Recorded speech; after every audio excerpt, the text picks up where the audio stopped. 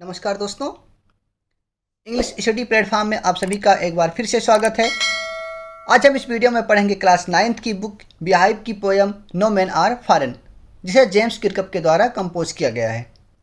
सबसे पहले हम इसकी समरी देख लेते हैं।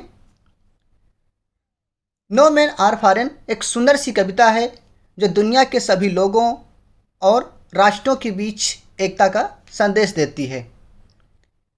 इस कविता में कवि कहते हैं कि इस दुनिया में कोई भी व्यक्ति अजीब नहीं है और कोई देश विदेशी नहीं है।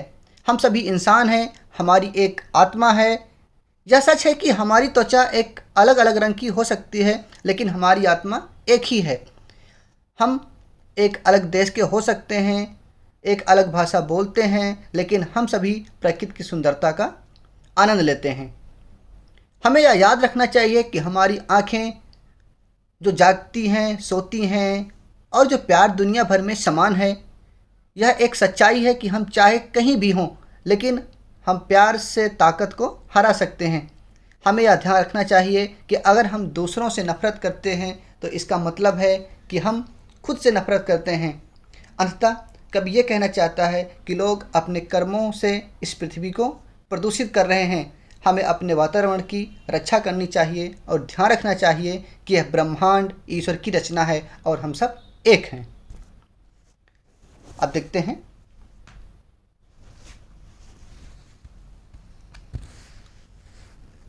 पहला stanza.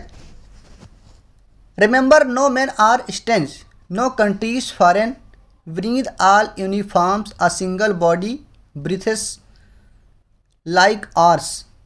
The land our brothers walk upon is earth like this in which we all shall lie. Beneath all uniforms, इसका मीन्स होता है सभी की वेशभूषा के नीचे।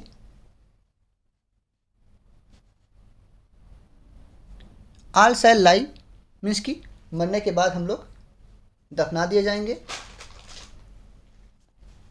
ब्रीथ्स मीन्स होता है जीवित होना या सांस लेना। अब देखते हैं।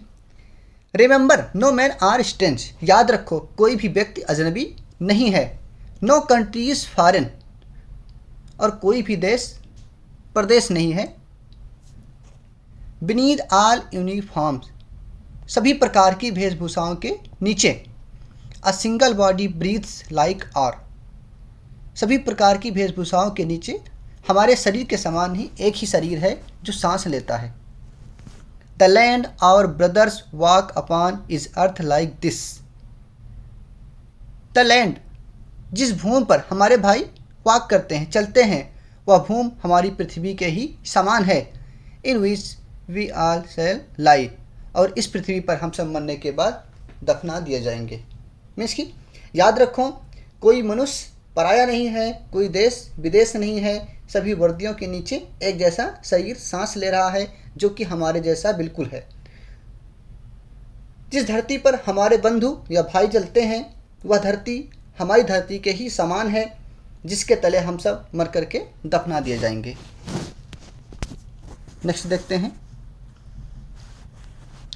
They too aware of sun and air and water are fed by peaceful harvests, by wars long winters starved, their hands are ours and in their lines we read a labor not different from our own. Aware means होता है जागरूक होना या जानना, परिचित होना। Harvest फसल, starved भूखमरी, लेबर मेहनत या परिश्रम, लाइंस झुर्रियाँ या लकीरें। देखते हैं। They too aware of sun and air and water, जैसे हम अगर किसी के बारे में सोचते हैं कि वो विदेशी है या अजनबी है या विचित्र इंसान है, तो उसके लिए है they too aware of sun and air and water. वो लोग भी अवेयर हैं, जागरूक हैं, जानते हैं किस चीज़ को, सन को, धूप को, वायु को और जल को। मीन्स कि वो सब लोग भी धूप, वायु और जल से परिचित हैं। Are fed by peaceful harvest. Peaceful मतलब शांतिपूर्वक। वो लोग शांतिपूर्वक फसलें उगाते हैं और उनको फेड करते हैं, एकत्र करके, मीन्स उसको, उससे अपना भरण पोषण करते हैं। By wars long winter starved.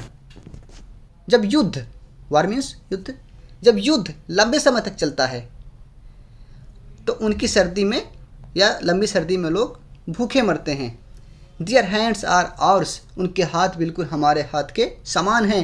And in their lines we read a labour not different from our own. और उनके हाथों की लकीरों को जब हम पढ़ते हैं तो ऐसा लगता है कि वो मेहनत करने से बनी है, जैसे लकीरें हमारे हाथों पर बनी होती हैं। मीन्स की वो भी धूप, वायु तथा जल को अनुभव करते हैं, शांति के अन्न को खाते हैं। युद्ध की लंबी सर्दी में वो भी भूखे मरते हैं और उनके हाथ भी हमारे हाथों के समान हैं। और उनकी रेखाओं से, हाथ की रेखाओं से पता चलता है कि वे भी हमारी भांति या हमारी तरह ही वो लोग भी परिश्रम करते हैं। नेक्स्ट देखते हैं। Remember they have eyes like ours that wake or sleep, and strength that can be won by love.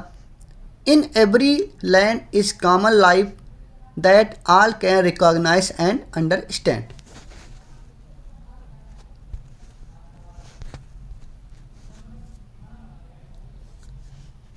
Recognize means होता है पहचानना,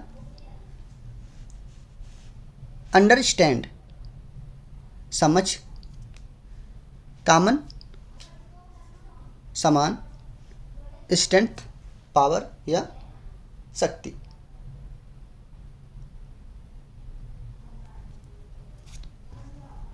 देखते हैं। रिमेंबर याद रखो, they have eyes like ours that wake or sleep. याद रखो, जिस तरीके से हमारी आंखें जागती हैं और सोती हैं, बिल्कुल उसी प्रकार से उनकी भी आंखें जागती और सोती हैं। अर्थात उनकी आंखें भी हमारी आंखों के ही समान हैं, जो जागती और सोती हैं। And strength that can be one by love. और याद रखो ये भी कि प्रेम के द्वारा ही शक्ति को जीता जा सकता है। In every land is common life. प्रत्येक द्वीप पर, मीन्स कि सभी देशों में एक जैसा जीवन है। जिस प्रकार से हम जीते हैं उस प्रकार से वो लोग भी जीते हैं। That all can recognise and understand. और इस जीवन को सभी लोग पहचानते हैं और उसका महत्व समझते हैं। मीन्स कि याद रखो, उनकी आंखें भी हमारी आंखों के जैसे हैं, जो जागती और सोती हैं, और उनमें शक्ति है जिसे हम प्यार से जी सकते हैं। हर देश में जीवन जो है एक समान है, जिसे हम सब पहचान सकते हैं और समझ सकते हैं। Let us remember whenever we are told to hate our brothers, it is ourselves that we shall dispose, betray, condemn. Remember we who take arms against each other.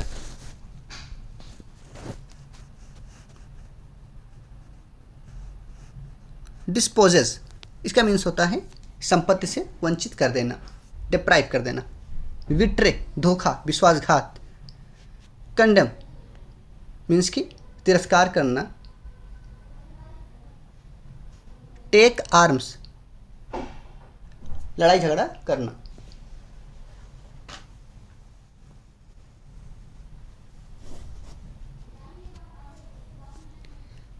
Let us remember,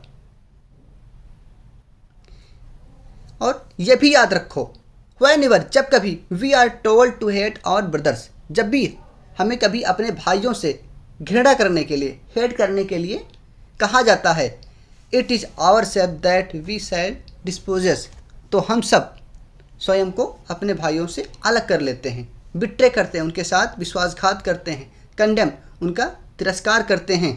remember we who take arms against each other, याद रखो हम सब जो एक दूसरे के समान, मतलब एक दूसरे के विपरीत झगड़ा करते हैं। मीन्स कि आओ हम ये सब याद रखें कि जब कभी हमें अपने बंधुओं से घृणा करने के लिए कहा जाता है तो हम अपने आप को ही लूटते हैं, अपने आप को ही धोखा देते हैं, अपने आप को ही बुरा बताते हैं, अपने भाइयों से, अपने दोस्तों से ही हम वंचित होते हैं।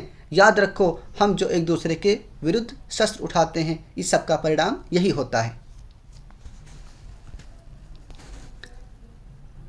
It is the human earth that we defile our hells of fire and dust outrage the innocence of air that is everywhere our own. Remember, no men are foreign and no countries strange. Defile. Defile means होता है गंदगी करना, make dirty या polluted करना. Hells इसका means होता है दुष्टता, आउटरीच अत्याचार करना,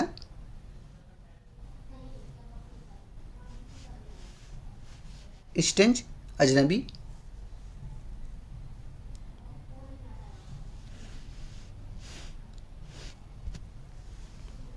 देखते हैं।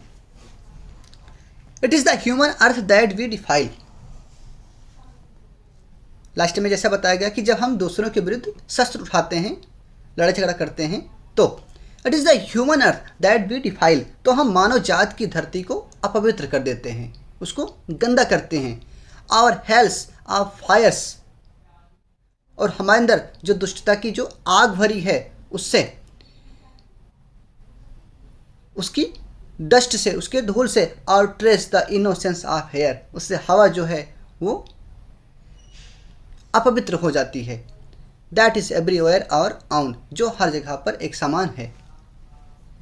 रिमेंबर, याद रखो, नो मैन आर फॉरेन, कोई भी व्यक्ति विदेशी नहीं है, एंड नो कंट्री स्ट्रेंज, और कोई भी देश अजनबी नहीं है। इसको देख लेते हैं। याद रखो, जो एक दूसरे के विरुद्ध हम लोग हथियार उठाते हैं, इससे हम मानव जात की पृथ्वी को गंदा करते हैं। या जो वायु है पूरे वायुमंडल, भूमंडल पर एक जैसी है, एक जैसे समान है। जब हम युद्ध की अग्नि अपने आप में आपस में प्रज्वलित करते हैं और जो उसकी धूल उड़ती है, तो हम उस वायु की अपवित्रता को प्रदूषित करते हैं।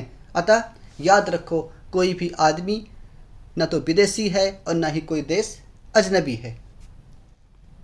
कविता का सार देख लेते हैं। मीन्स की कभी ये बताना चाहता है कि एक देश के नागरिक व अन्य देश के जो नागरिक के मध्य अंतर नहीं होता। हम सभी एक समान हैं, हम सब एक जैसे कपड़े पहनते हैं, हम सब एक जैसे ग्रह पर चलते हैं, और हम सभी का अंत एक जैसा ही होता है। अतः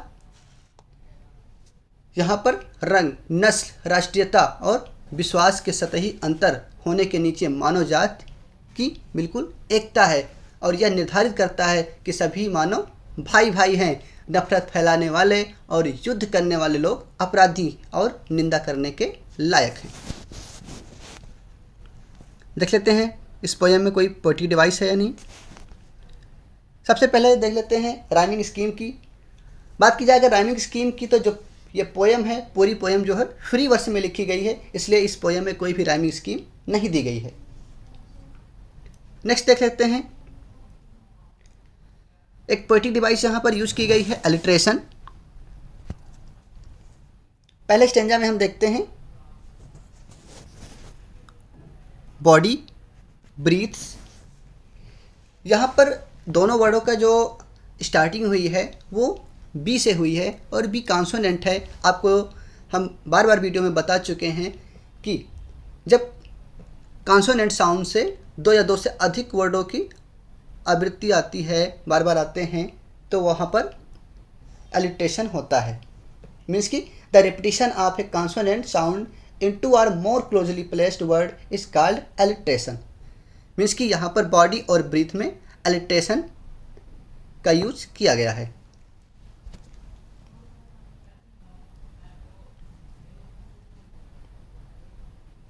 और देख लेते हैं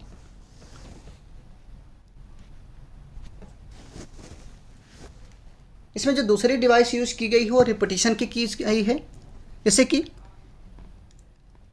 remember no man are strange no countries foreign, और सेम लाइन को पोएम के सबसे लास्ट में भी यूज़ किया गया है। और इसके अलावा भी रिमेंबर जो है पूरी तरीके से इस पोएम में 5 बार आया है।